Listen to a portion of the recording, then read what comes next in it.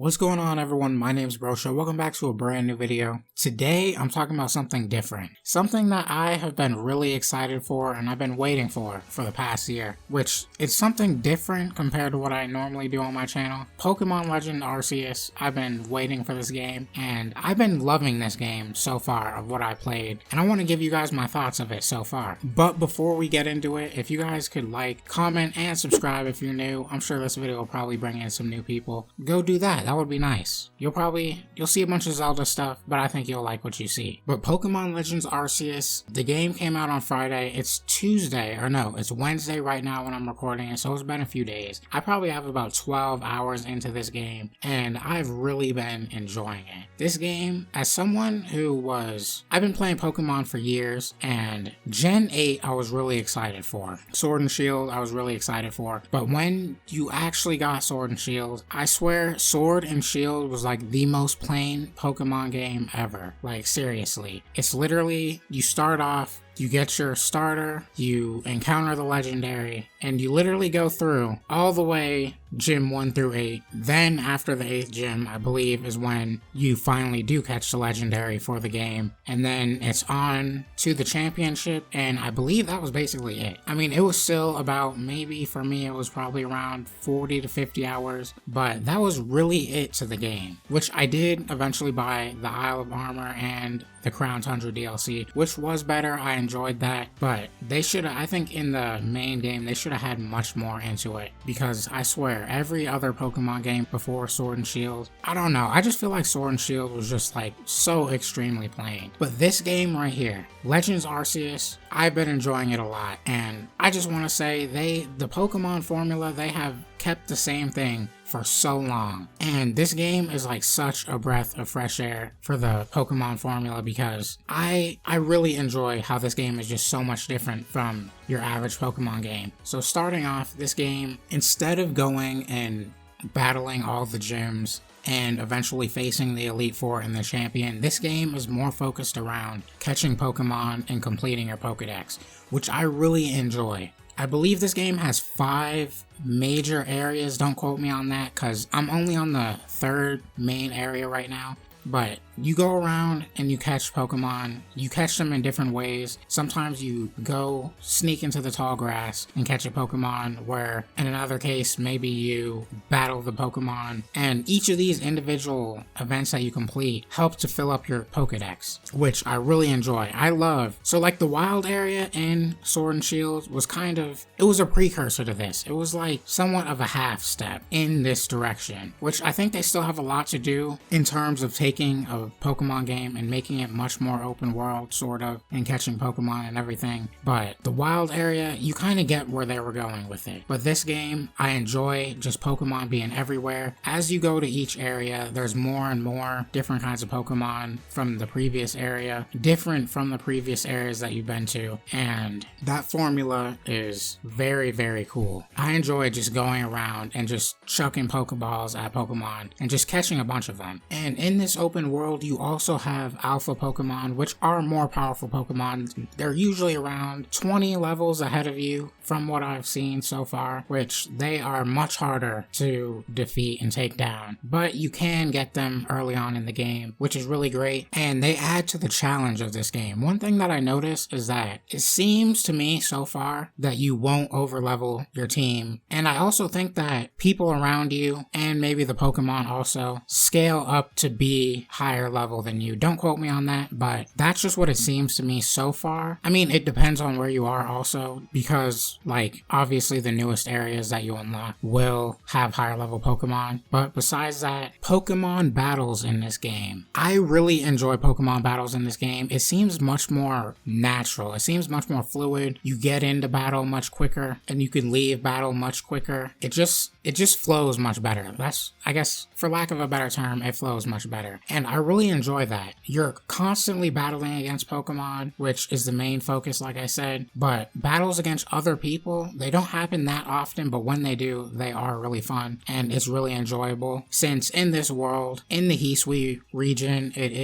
catching Pokemon still is kind of a new concept, but Pokemon battles, so not as many people would have Pokemon as we see in all the other Pokemon games, but it still is really fun. And also, another thing that I really like is your Pokemon, they're constantly leveling up, they're constantly learning new moves, they can also master new moves. And another thing that I need to talk about with battling is, in Pokemon Legends Arceus, you have the agile style and you have the strong style. So basically, going along with what I was saying with how everything seems to flow much easier in battles, it's no longer like a turn-based system. I mean, it still kind of is, but it's not back and forth like it normally is. It's more like if you would have Pokemon battles in real life, it's more of a, you may get one attack, then the opponent gets two attacks, or vice versa, and the strong and agile style really play into that. So strong style, as you can imagine, it usually takes up a few turns. So if you use like a strong style move, it'll maybe last for about 3 turns, so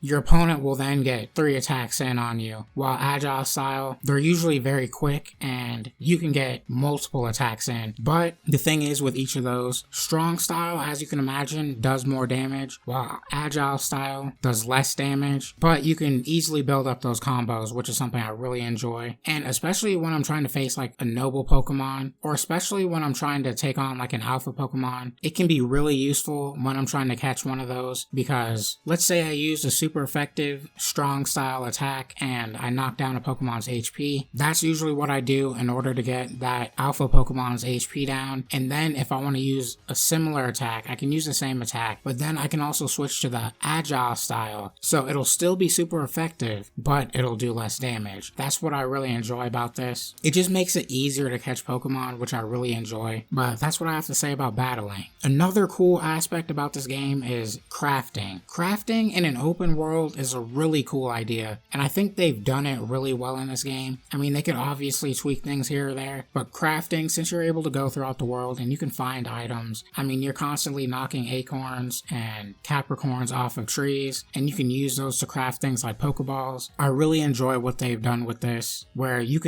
have your crafting kit, which you can use anywhere, but also at the entrance of each of these areas of the world, you can sit there and craft whatever you need, and you can also store things in your storage, so you're constantly sort of switching things out, even though you can upgrade your storage and get more spaces to actually store things in. So crafting in an open world, I really love it, and I really think that's something they should have done in Breath of the Wild. Who knows, maybe they'll do it in Breath of the Wild too, we'll have to see. But in this world, there's also some side quests. All the side quests seem to be relatively simple. It's basically, a lot of them seem like just fetch quests. You go out, find something, and bring it back to a person, or you go catch this Pokemon for this person, or fill out your Pokedex, or you just fill out a Pokedex entry and then you show it to the person when you're complete, which that's basically it. Along with side quests, you also have little items that you can find in the world. So whenever you do an open world game or somewhat open world game, you want things that you're able to do in it. And in this game, they have things like, you have the wisps, you have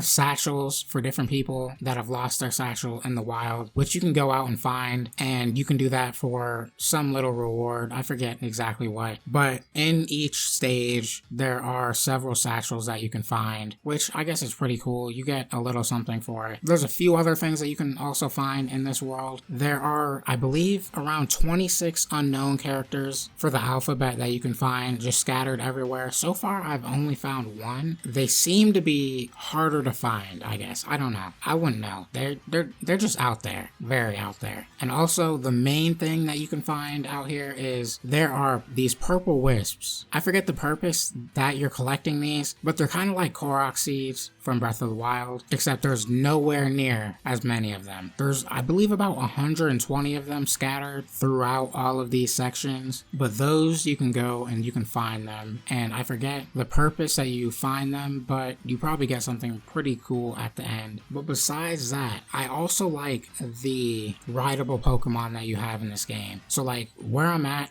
like I said, I'm in the 3rd area, and I just got Basculegion, and I really enjoy going around around on Basculegion, just catching Pokemon. I catch Pokemon left and right, and I really enjoy being on the sea. And I just love seeing all the water type Pokemon out there. It just, I don't know, it just adds more realism to it, which also, speaking of realism, I like how when you're out in the water, you can send out your water type Pokemon and they'll swim around, and you can also send your flying type Pokemon when you're going out to catch Pokemon, that is. You can send them out and they'll fly around also. But when you use a Pokemon that isn't a water type that can swim or whatever, or fly, I kind of like this, I kind of don't. They are out on this floaty thing, so you can, it's there so you can catch Pokemon with basically all of your Pokemon, which, I mean, it's okay. It is what it is. But I just like the attention to detail. That's what I really like in these games, especially open world games. But the graphical style of this game, I really like it for what it is. It's obviously not the best, but I think it does get the job done, and I really like it and I really enjoy it. But this game, I'm really enjoying it. It feels like a half step of what I think Pokemon should be, and I think it is a step in the right direction. I really hope with this game we get some DLC throughout the year. I think because of the strange release schedule, how we just got Brilliant Diamond and Shining Pearl about 2 months ago, I think that this game probably will have some DLC, and they'll probably come with a Pokemon Direct very soon. This game,